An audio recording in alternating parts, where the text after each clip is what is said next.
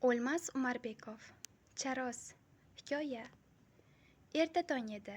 Endigina ko'tarilgan oftobning iliq nurlari derazalarga tushib, uylarni yorita boshlagan edi. Ishga vaqtliroq borish to'g'rirog'i oltin kuz havosidan to'yib nafas olish ishtiyoqida uydan chiqdim. Biroz etni junjiktiradigan shabada esardi. Kechasi yomg'ir yog'ib o'tibdi shekilli. Asfalt yo'lga nam. Muyulishdan o'tib katta ko'chaga chiqqanimda ko'k darvoza oldida turgan bir bolaga ko'zim tushib qoldi. Oyog'ida dadasiniki bo'lsa kerak, katta kalish, bir tomonga qiyshayib ko'zlariga tushib turgan qalpoq ham o'ziniki emas edi. Yaqinroq bordim. Bola ko'zlarini ko'chaga tikkancha ishtaha bilan qars-qurs qilib allanarsa yerdi. Havasim kelib ketdi. "Nima yeyapsan, oshna?" dedim yoniga yaqinlashib. "Uzum", dedi bola qalpoq ostidan ko'zlarini menga tikib. Keyin qo'ynidan bir nima oldi. Bu yetilib turgan katta bir bosh qora charos edi. "Oling", u shunday dedi-da og'zini katta ochib iljaydi. Sovuqdanmi yo uzumning rangidanmi lablari ko'm-ko'k ko'karib ketgan edi. "Oling", dedi bola yana. Lekin o'zi javobimni kutmasdan bir g'ujum uzumni og'ziga tashladi-yu, bir-ikki karsillatib yutib yubordi. Tamshanib qo'ydim. Yo'lga tushdim, ammo yo'lning yarmiga yetganimda bolaning qo'lidagi charosdan, shunaqa tim qora charosdan biram yegim kelib ketdi. Qani endi, bir bosh bo'lsa-yu, xuddi shu boladek kars-kurs suvni sachratib yesang. Bolaligimizda ko'pincha shunaqa qilardik. Bizning qishloq bog' qishloq edi. Katta bog' deb bekorga atashmagan.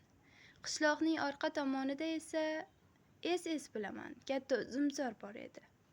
Atrofi pastak paxsa devor bilan o'ralgan bu uzumzorning 100 xil rangdagi uzumlari hammaning havasini keltirar. O'tgan ham ketgan ham sug' bilan qaramay iloji yo'q edi. Biz bolalar uchun esa uzumzor sirli bir dunyo edi. Hammamizning uyimizda Husaynimi, buvakimi yo boshqa xil uzum istalgancha bo'lsa ham shu bog'dagi uzumlardan ko'zimizni uzolmasdik. Hammanikida uzumdan ko'p barg bo'lsa, bu bog'ning ishkomlarida barg deyarli yo'q edi. Po'sti shilingan oppoq tolpoyalariga oq, qizil, sariq, qora marjonlar go'yo g'uj-g'uj qilib osib qo'yilgandek edi. Bir kuni o'qishdan qaytayotib, bolalardan 5-6 ta sho'xrog'imiz bir joyga yig'ildik-da, o'g'irlik qilishga qaror qildik. 2 kishi soqchilik qiladigan, qolganlarimiz boqqa tushadigan bo'ldik.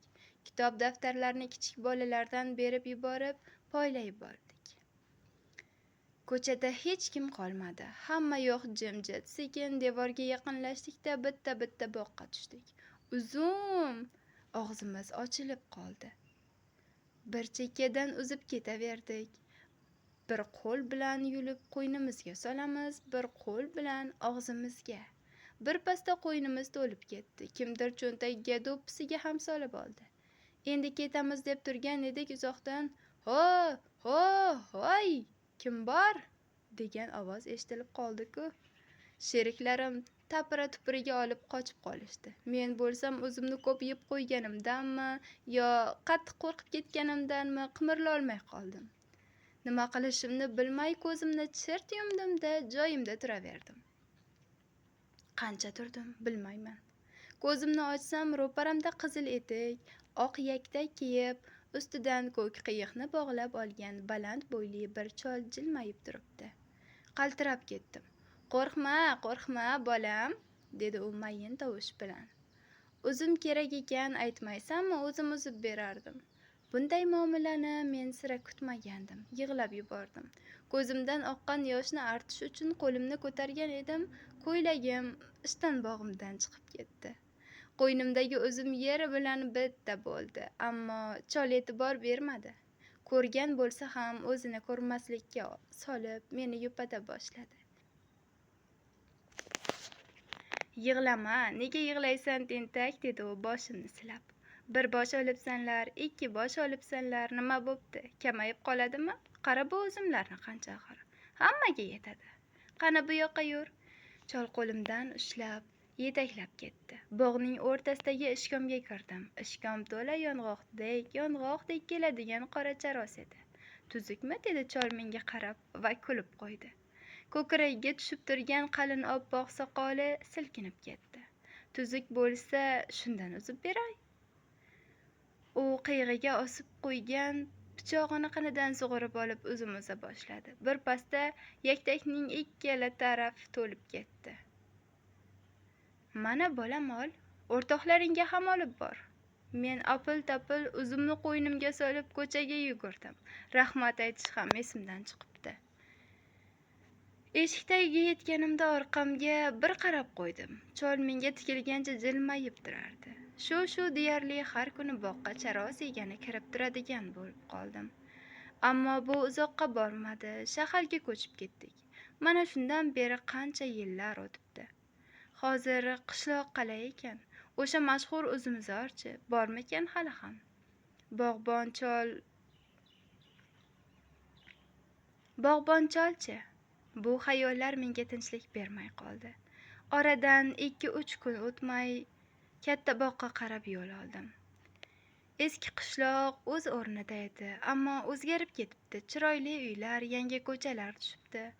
Anhor yoqalab qishloqning orqa tomoniga o'tdim-u, sevinib ketdim. O'sha qadim uzumzor avvalgiday yashnab turardi. Devor ham o'sha devor, faqat tekis qilib suvab qo'yilibdi. Tagida 3-4 ta bola yong'oq o'ynab o'tiribdi. Boqqa qaradim. 100 xil rangdagi uzumlar oppoq tol boyalariga atayin terib qo'yilgandek g'uj-g'uj edi. Oshna, dedim bolalardan bittasini chaqirib. Menga qara, bu uzumchi ota shu yerdamikanlar hozir, bilmaysanmi? Bola g'alati nazar bilan qaradi-da, do'q aralash so'radi. Siz kimlari bo'lasiz? Hech kimlari, o'zim shunday ko'ray deb keldim. Uzumchi buvam yo'qlar, bultur o'lganlar. Seskanib ketdim. Butun vujudimni titroq bosdi. Menga hayron bo'lib tikilib qolgan bolalarga e'tibor bermay, sekin orqamga qayta boshladim. Lekin yurolmadim, to'xtab qoldim. Qancha turdim bilmayman. Bir mahal orqamdan "Qani, hoy bolalar! Bolalar-o!" degan ovoz eshitildi. Shartta uzumzor tomonga o'girildim. Devorning orqasidan oppoq yaktakning etagiga to'latib uzum solib olgan bir yigit jilmayib turardi. Men to o'zimni o'nglab olgunimcha bolalar etakni bo'shatishdi. Yigit uzumzor ichida g'oyib bo'ldi. Kim bu? So'radim haligi boladan, boqqa ishora qilib. Uzumchi buvamning o'g'illari. Yuragim o'ynab ketdi. Bog' tomonga yugurdim. Devorga yetganimda chaqirmoqchi bo'lib og'iz jufladim-u, lekin darrov aynidim. Oyog'iga qizil etek, yaktak, ustidan ko'k qiyiq bog'lab olgan baland bo'yli yigit ishkomlar orasidan bitta-bitta qadam tashlab borardi. Unga tikilar ekanman, yoshligimning shirin xotirasi, uzumchi bobomni ko'rgandek bo'lib ketdim.